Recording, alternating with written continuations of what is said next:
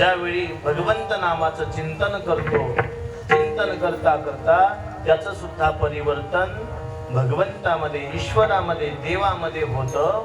आणि म्हणून ते परिवर्तन होण्याकरता काय करायला पाहिजे? अभंगाचं पहिलं चरण. सुख देईल शंकरा, सुख देईल शंकरा, सुख देईल शंकरा,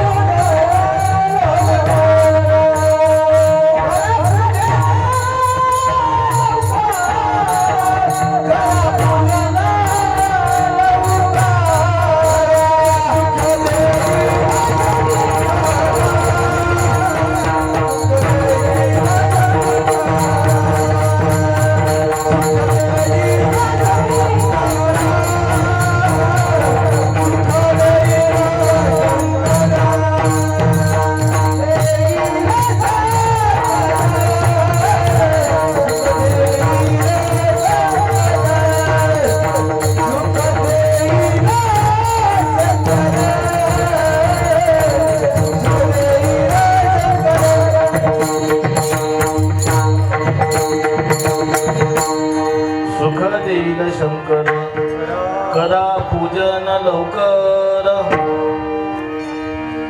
शंकर सुख देणार आहे,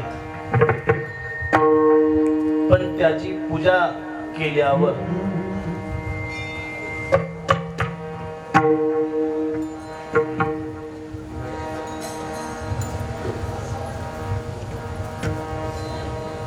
सुख देईल शंकर, करा पूजन लवकर. शंकर शब्दाचा अर्थ सांगितला. शम करोती शंकरः, पापाचं शमन करणारा शंकर.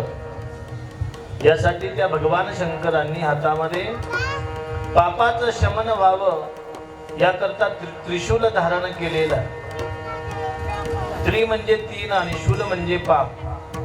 तीन प्रकारची पाप ज्या आयुधातून नष्ट होतात त्याचं नाव त्रिशूल आहे. अशा त्रिशूल धारण करणाऱ्या तत्वाला शंकर असं म्हणतात. शंकर कुणाला म्हणतात? दुसरा अर्थ सांगितला. ज्यानं डमरू हातामध्ये धारण केला तो शंकर आहे. थोडा कमीच ठेवावा त्याचा आवाजच माझा बाहेर येईना. ज्यानं डमरू हातामध्ये धारण केला तो शंकर आहे.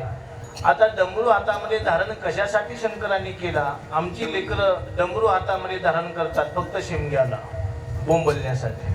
त्यातनं अर्थबोध काहीच येत नाही. आता फाल्गुन महिना येणार आहे आणि ते बोंबलणं चालू झालं की माणसं काट्या घेऊन बाहेर येतात. तुझं पोरगं असं केलं, माझ्या पोरानं असं केलं. त्यातून अर्थबोध काहीच होत नाही. पण ज्यावेळी भगवान शंकरांनी डमरू नाद केला, नृतावसानी नटराज राजो ननाद डक्काम नवपंच वारम उद्वर तुकामः सनकादि सिद्ध्यम एतद्विमर्शे शिवसूत्रजालम. शिवसूत्रांची निर्मिती झाली. आणि ती कशी झाली? जे शब्द सृष्टीचे ईश्वर सबरा परिमल गोचर निर्लेप मंगल साचार हाचे प्रसाद आवडे. जगाला जो प्रसाद आवडतो, शब्द प्रसाद आवडतो, आणि म्हणून मुखातून निघणारा शब्द कसा असावा? मुखातून निघणारा शब्द कसा असावा? ऐसी वाणी बोलिये मन का आपा खोय, आवरण को शीतल करे आपही शीतल होय. इतरांना आनंद देणारी आणि स्वतः आनंद रूप होणारी भाषा शब्द आपल्या मुखातून यायला पाहिजे. आणि त्याकरता काय करावं लागतं? भगवान शंकरांनी जो नाद केला त्या नादाकडे लक्ष देत. नाद बिंदू कलातीतम नृतावसानी नटराज राजो. जो भगवंताने डमरू वाजवला महाराज, त्यातून शब्दसृष्टी निर्माण झाली. भगवंतानं अनेक प्रकारची सृष्टी केलेली आहे. जालज सृष्टी केली, त्यातून आपण जन्माला आलो. स्वेदज सृष्टी केली, त्यातून डोक्यातील किडे, लाईटला लागणारे किडे कुठून जन्माला आले? स्वेदज सृष्टीतून जन्माला आले. उद्बीज सृष्टीतून वृक्षवल्ली आम्हा सोयल वृक्ष जन्माला आले. जालज, स्वेदज, अंडज, अंडज राहिले जे अंड्यातून जन्माला येतात, ती सुद्धा सृष्टी ईश्वरानं निर्माण केली. आणि या 4 योनींचा गुणाकार केला तर 184 शोधिता शोधिता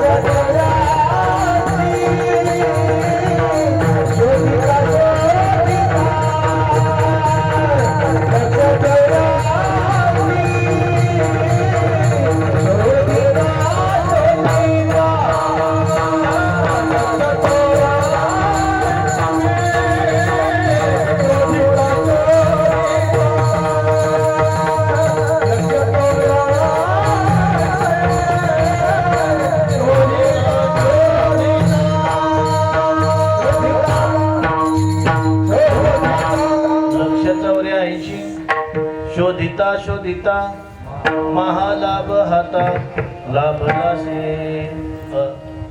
मनुष्य देह अत्यंत दुर्लभ आहे आणि या दुर्लभ देहामध्ये शिवज्ञान प्राप्त करणं त्याही पेक्षा दुर्लभ आहे. दुर्लभम मानुषम प्राप्यम दुर्लभम शिवचिंतनम येन जानन्ति देवेशम तेषाम आत्मा निरर्थकः. मनुष्य देह प्राप्त झाला पण मनुष्य जन्म कळाला नाही.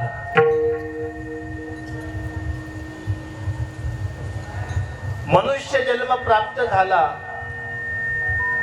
पण मनुष्य जन्म कळाला नाही.